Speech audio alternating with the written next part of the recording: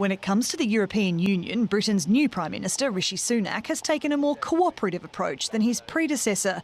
With this new spirit of trust, months of quiet negotiations culminated in the EU Commission President travelling to the UK to ink the new deal. Today's agreement delivers smooth-flowing trade within the whole United Kingdom, protects Northern Ireland's place in our union, and safeguards sovereignty for the people of Northern Ireland. After Brexit, trade with Northern Ireland became a thorny issue because the EU requires checks on goods coming from outside the bloc. Being a province of the UK, Northern Ireland left the European Union, but it shares a land border with Ireland, which remains inside the EU. This meant potentially creating a hard border between Ireland and Northern Ireland, which put at risk a peace agreement that ended decades of sectarian violence. So instead, a customs border was put between mainland UK and Northern Ireland.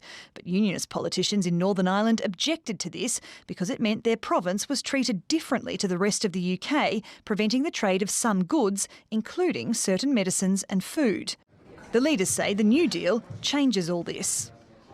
Goods destined for Northern Ireland will travel through a new green lane, with a separate red lane for goods at risk of moving onto the EU.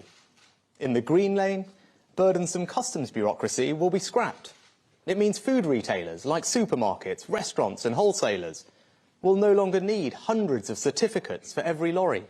Under the old deal, EU laws still applied to all goods arriving in Northern Ireland, but not being part of the EU meant the province had no say in any new legislation. The new framework gives it an emergency mechanism to veto such moves. This new framework will allow us to begin a new chapter. It provides for long-lasting solutions that both of us are confident will work for all people and businesses in Northern Ireland.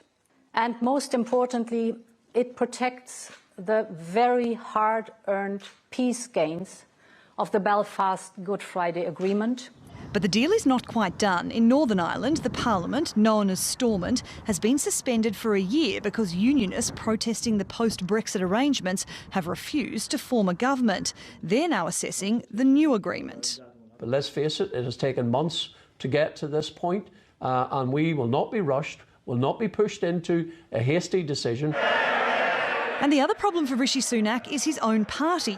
Final approval of the deal will come via a vote in Parliament. The Prime Minister's first stop was to the House of Commons to try and convince Tory arch-Brexiteers to back him. But it's possible they'll do the opposite and attempt to block it. Sarah Morice, TRT World, London.